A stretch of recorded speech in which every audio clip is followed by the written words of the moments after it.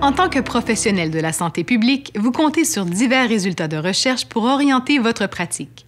Dans la présente vidéo, nous vous aiderons à comprendre la notion de risque relatif qui vous permet d'évaluer l'efficacité d'une intervention ou le lien qui existe entre un facteur de risque et un résultat d'intérêt.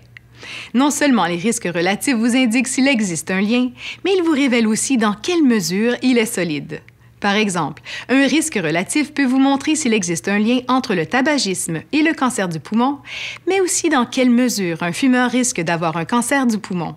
Simplement, les risques relatifs, connus sous l'abréviation RR, décrivent la probabilité qu'un certain événement survienne dans un groupe plutôt que dans un autre.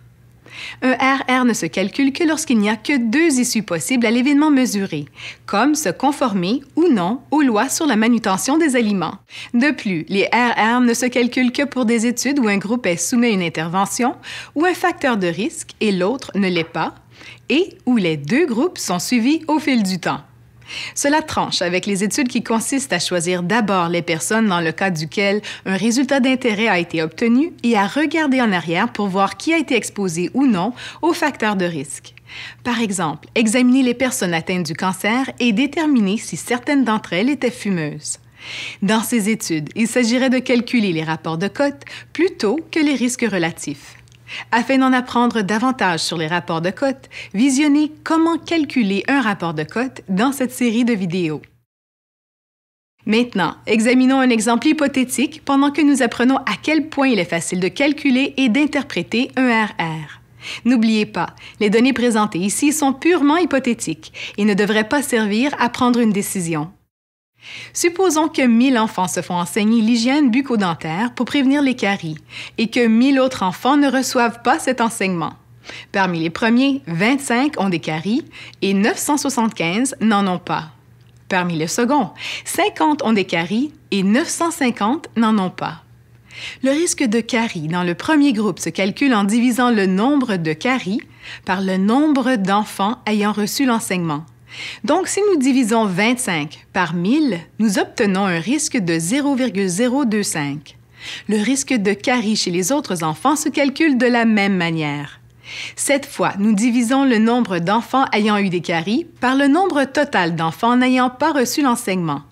Il s'agit donc de diviser 50 par 1000, ce qui donne un risque de 0,05. Maintenant que nous connaissons le risque de carie chez les enfants qui se font enseigner l'hygiène bucco-dentaire et le risque chez les autres, nous pouvons calculer le rapport entre eux. Les rapports de risque se calculent en divisant le risque chez les personnes soumises à l'intervention par le risque chez les autres. Dans notre exemple, nous divisons le risque de carie chez les enfants recevant l'enseignement, qui est de 0,025, par le risque de carie chez les autres, qui est de 0,05. Nous obtenons alors un risque relatif de 0,5. Maintenant que nous avons calculé le risque relatif, nous devons l'interpréter. Un RR de 1 signifierait que le risque de carie est le même chez les enfants qui reçoivent l'enseignement que chez les autres.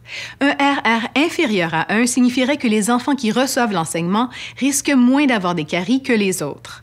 Et un RR supérieur à 1 signifierait que les enfants qui reçoivent l'enseignement risquent davantage d'en avoir que les autres. Dans notre exemple, le RR est de 0,5, ce qui est inférieur à 1. Cela nous révèle que les enfants qui reçoivent l'enseignement risquent moins d'avoir des caries que les autres. Toutefois, ce RR nous indique non seulement que les enfants recevant l'enseignement risquent moins d'avoir des caries, mais aussi dans quelle mesure le risque est plus faible chez eux. Jetons un coup d'œil. N'oubliez pas qu'un RR de 1 signifie que le risque de carie est le même dans les deux groupes. Si le RR est de 0,5, soit la moitié de 1, alors nous disons que les enfants qui reçoivent l'enseignement risquent 2 fois moins d'avoir des caries que les autres. La réduction du risque serait ainsi jugée importante et justifierait probablement le soutien des programmes de santé publique favorisant l'enseignement de l'hygiène bucco-dentaire. Si le RR avait été de 0,25, nous dirions que le risque de carie chez les enfants qui reçoivent l'enseignement est 75% moins élevé que chez les autres. Nous obtenons ce nombre en soustrayant le RR, 0,25, de 1. Alors, 1 moins 0,25 égale 0,75 ou 75 %. Si le RR était de 0,10, nous le soustrairions de 1, ce qui nous donnerait 0,90. Cela signifierait que le risque de carie chez les enfants qui reçoivent l'enseignement est 90 % moins élevé que chez les autres. Dans cet exemple, plus le RR est loin de 1, moins le risque de carie est élevé et plus l'intervention est efficace. À mesure que le RR s'approche de 1, la différence entre le risque de carie chez les enfants qui reçoivent l'enseignement et celui que courent les autres est moins grande. Et cela signifierait que notre intervention aurait eu moins d'effet. Dans cet exemple, un RR inférieur à 1 représente un résultat positif parce que nous espérons réduire le risque de carie. Cependant, il existe bien des cas en santé publique où nous voulons qu'un événement se produise davantage.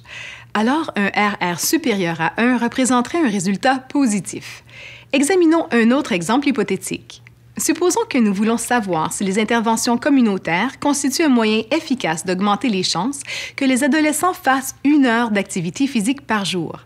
Dans cet exemple, un RR supérieur à 1 représentera un résultat positif parce que nous espérons que l'activité physique augmente chez les personnes soumises à l'intervention comparativement aux autres.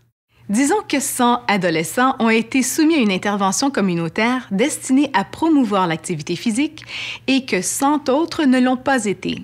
Parmi les premiers, 75 font 1 heure d'activité physique par jour et 25 non. Parmi les autres, 45 font de l'activité physique et 55 n'en font pas. Afin de calculer la probabilité que les adolescents soumis à l'intervention fassent de l'activité physique, nous divisons le nombre d'adolescents qui en font 1 heure par jour par le nombre total d'adolescents soumis à l'intervention. Alors, si nous divisons 75 par 100, nous obtenons une probabilité de 0,75. Pour l'autre groupe, nous divisons le nombre d'adolescents qui font de l'activité physique par le nombre total d'adolescents non soumis à l'intervention. Alors, si nous divisons 45 par 100, nous obtenons une probabilité de 0,45. Afin de calculer le RR, nous divisons la probabilité que ceux qui sont soumis à l'intervention fassent 1 heure d'activité physique par celle que les autres en fassent. Alors, 0,75 divisé par 0,45 nous donne un RR de 1,67. Nous savons, d'après l'exemple précédent, qu'un RR de 1 signifierait que les personnes soumises à l'intervention ne seraient ni plus ni moins susceptibles de faire de l'activité physique. Par ailleurs, dans cet exemple, un RR supérieur à 1 signifie que les personnes soumises à l'intervention sont plus susceptibles de faire de l'activité physique et un RR inférieur à 1 signifie que les personnes soumises à l'intervention sont moins susceptibles d'en faire. Dans notre exemple sur les moyens de promouvoir l'activité physique quotidienne, un RR inférieur à 1 signifierait que l'intervention communautaire ne s'est pas avérée efficace.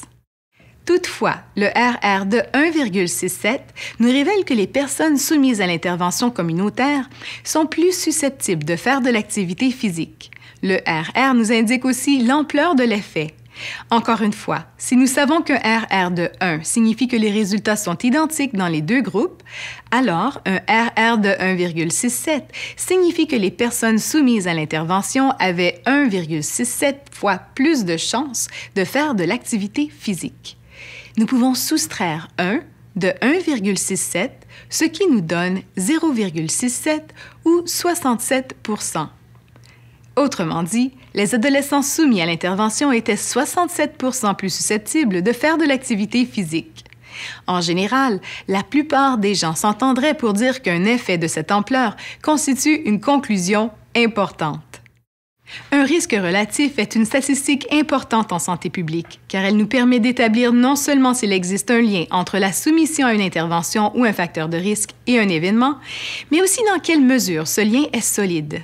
Un RR ne se calcule que pour des études où seules 2 issues sont possibles, et dans le cas où les modèles d'études prévoient de suivre les 2 groupes au fil du temps. Bien que les RR ne représentent pas les seules données probantes que vous utiliserez pour orienter vos décisions en santé publique, ils constituent un type important de données probantes à prendre en compte lorsqu'il s'agit d'évaluer l'efficacité d'intervention ainsi que le lien entre les facteurs de risque et les résultats. En vous exerçant un peu, vous pourrez calculer et interpréter des RR avec confiance afin de mieux orienter vos décisions en matière de pratique.